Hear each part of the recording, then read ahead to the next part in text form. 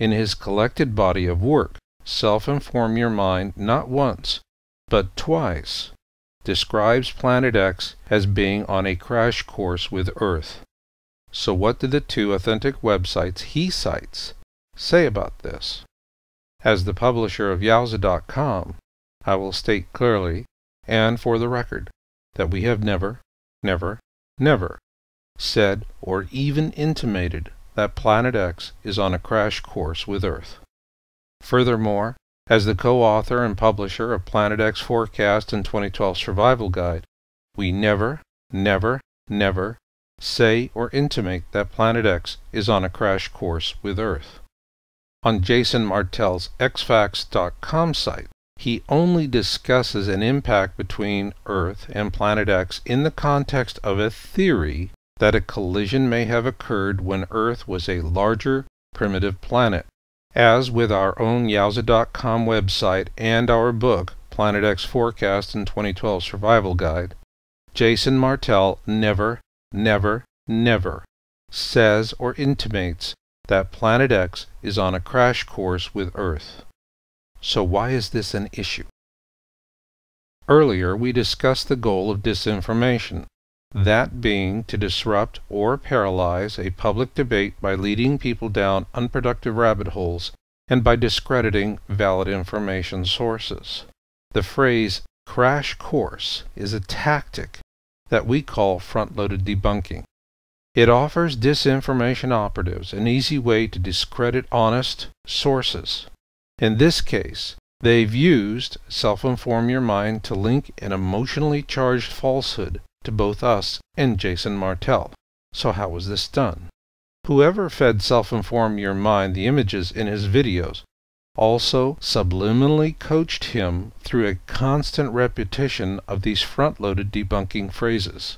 The result was a powerful public diminution of two websites that Self-Inform Your Mind says he believes to be authentic. The lesson here, folks, is that words are powerful, and each and every one should be treated as a pearl. Yes, wordplay is a very subtle disinformation tool, and it is one of the most effective. To show you how effective wordplay can be, let's take a look at a recent Planet X story that appeared in the mainstream scientific media and was linked on drudgereport.com. It is important to keep in mind that the term Planet X has no numerical significance. Planet X is a generic term for any undiscovered planet in our solar system. And in February 2008, the Kobe University website in Japan announced a new Planet X article that will appear in the April 2008 issue of the Astronomical Journal. In that article, they clearly state, the results strongly suggest the presence of a yet unknown massive planet in the solar system. With the upcoming future sky surveys, we can expect the planet to be found within 5 to 10 years. Or in other words, what the Japanese are saying is, hey folks, we think it could be there and we might just find it sometime in the next decade. And that is a reasonable way to approach it. But that's not how the story was played on this side of the Pacific. On the prestigious Phys.org.com website published for serious mainstream science, the headline blares out, Japanese scientists eye new planet. So how was this headline received by the typical drudgereport.com reader? Essentially, it came across as, holy cow, folks, those darn clever Japanese astronomers have observed Planet X. Yup, they found it. Subsequently, our email was flooded with letters from people who never bothered to read the article. They just read the headline and jumped to a conclusion about what they wanted to believe. And that, folks, is the awesome power of subtle wordplay. And here's the kicker. Disinformation operatives use these wordplay mind tricks time and again. As they craft misleading headlines, new operatives must wonder how long it will take before the public wakes up and stops acting as though it's as dumb as a sack of hammers. But you know, in time, they just stop wondering, And here's why. They get away with it time and again, not because they're clever. They get away with it time and again because much of the public is sorry to say easy marks. Now that you know, let's talk about what's really happening. Most folks think that Planet X is about survival of the fittest. And in the context of a Planet X flyby, that will certainly be the case during the worst of it. While this lovely lady is certainly fit, she's a figment of our consumer society and nothing more.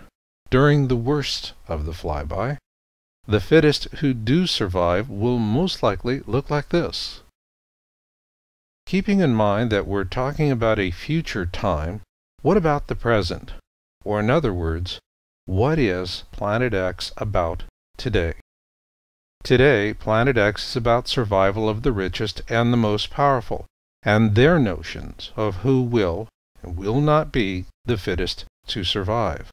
This is why they have as much to gain by using disinformation as our governments. And frankly, the lines between the two are so blurred that one has to wonder if they exist at all. For example, let's discuss someone we all know. Bill Gates, the founder of Microsoft and the world's richest computer geek. For those of us who routinely twiddle our thumbs several times a day while rebooting our Windows-based computers, he's not such a hero. However, the financial wizards on Wall Street all love Bill Gates because his stocks pay dividends like a stuck slot machine.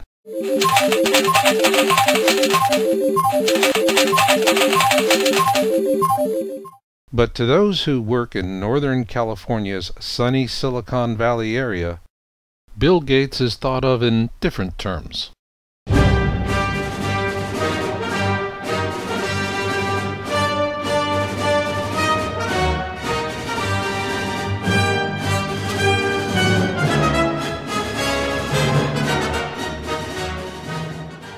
Well, as they say, you can't please them all. And besides, Bill is busy doing other interesting things.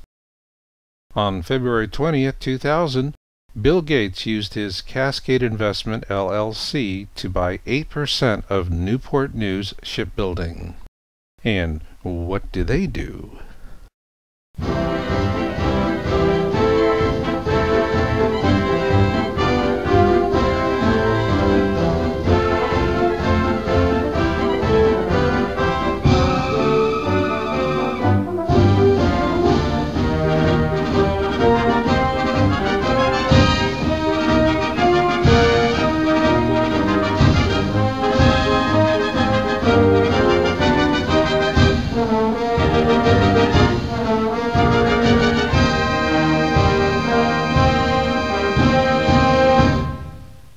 Yes, folks, Bill Gates has what every man desires.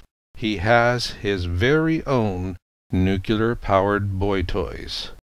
And of course, this means that lovable Bill has now learned the secret handshakes of the rich and powerful elites of the world. And they're having fun together in exciting destinations, like the frozen wastelands of Svalbard, Norway. So where is Svalbard? Svalbard is a popular destination for stranded military pilots and fishermen. Given its proximity to the Arctic, Svalbard is probably not the best place in the world for snorkeling. And your nightly entertainment choices are a DVD player in your room or listening to Olaf and the Codfishers at the local Radisson. But Olaf and the Codfishers are not what drew Bill Gates to this god-forsaken land. Rather, Bill Gates is investing tens of millions of dollars, along with the Rockefeller Foundation, Monsanto Corporation, and numerous others, to create the Svalbard Global Seed Vault. The media simply calls it the Doomsday Seed Bank because it will eventually store some 3 million different varieties of seeds. This then begs the question, why is the world's richest geek so interested in seeds?